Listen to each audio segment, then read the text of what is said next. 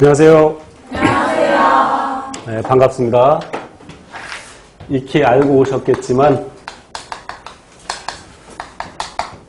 자, 최정환입니다.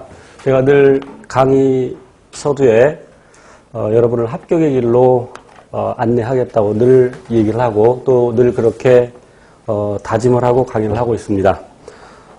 우리 공무원 시험이 수능하고 좀 달라서 수능은 물론 최근에 많이 어려워졌지만 그래도 출제 경향이 분명히 있습니다. 그러나 우리 공무원 시험은 물론 지역마다 조금씩 다르고 그리고 특히 이제 서울시 경기도의 경우 굉장히 어렵게 출제되고 일부 지역에서는 소위 이제 인사혁신처 위탁시험 위탁 출제되는 경우에는 매우 쉽습니다. 물론 이제 제 기준일 수도 있지만 그러니까 서울 경기나 일부 다른 지역에 비해서 매우 쉽다는 얘기죠. 그래서 여러분이 그 출제 다시 그 시험 공고가 나면 시험 공고 확인하셔서 위탁 출제되는 경우에는 심화반을 수업 듣지 않아도 됩니다. 위탁 출제되는 경우에는. 그래서 작년 경우에는 고등학교 생명과학 1 수준에서 거의 출제가 됐습니다. 원칙적으로는 생명과학 1, 2에서 골고루 출제되게 되어 있으나 작년의 경우에 생명과학 1에서 19문제, 생명과학 2에서 1문제 이렇게 출제되었는데 생명과학 2에서도 출제가 많이 될 수는 있어요. 어쨌건 위탁 지역의 경우에는 우리 기본 과정인 이 하이탑만 충분히 소화하면 100점은 맞을 수 있다. 굉장히 쉽습니다. 실수하지 않으면. 이 반은 지금 우리 진행되는 반은 기본 과정입니다. 그래서 기본 과정은 하이탑 교재를 하고 있는데 먼저 하이탑으로 어떻게 공부를 해야 될지, 그러니까 이 강의를 어떻게 여러분이 따라야 될지를 잠깐 설명드리고 진도 나가겠습니다. 우선 이제 2015년 개정 교육 과정인데 그 이전에 비해서 한 단원이 빠졌어요. 맨델의 유전 법칙이 빠져 있습니다. 그러니까 2권의 유전 파트에서 그러니까 이제 생명과학 1이 크게 5단원으로 나뉘어지는데 목차를 보시면 거기 이제 2권의 4단원의 유전에서 맨델의 유전 법칙이 빠져 있습니다. 그래서 이제 위탁 출제되는 경우에는 맨델의 법칙이 시험에 나오지 않을 거지만 그러나 그 다음 내용들을 이해하기 위해서는 특히 사람의 유전을 이해하기 위해서는 맨델의 유전 법칙을 알고 있어야 됩니다. 그래서 필요에 따라서 설명을 드릴 거고 1단원 이제 넘겨보면 10쪽 보면 지금 바로 진도 들어가는 거 아닙니다. 생물의 특성 이렇게 되어 있는데 수험생마다 달라서 사람마다 달라서 예습이 더 효율적인 사람이 있고 복습이 더 효율적인 사람이 있을 수 있는데 이제 생물을 이미 예전에 좀 공부를 했었으면 고등학교 때 생물을 배웠거나 좀 공부를 했었으면 예습이 더 효율적일 수 있습니다.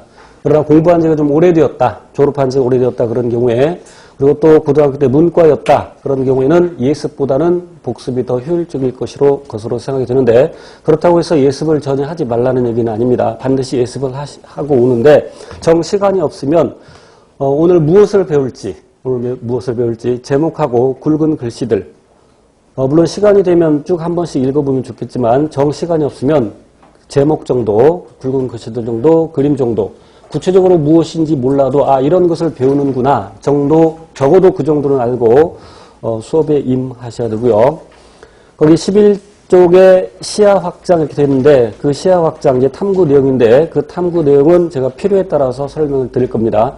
이런 탐구 내용은 되게 이제 수능 유형의 문제로 출제가 되는데 아까 위탁 출제되는 경우에는 거의 탐구 내용, 그러니까 수능 유형의 유형으로 출제가 되니까 제가 필요에 따라 설명을 드릴 거고 그래서 이런 여기 나와 있는 내용들을 제가 쭉 설명을 드리고 여러분이 이제 집에 가서 공부하실 때 저는 복습을 언제 하라고 이제 강조하냐면 집에 가서 복습하는 것보다 집에 가는 도중에 복습하는 게 매우 효율적입니다.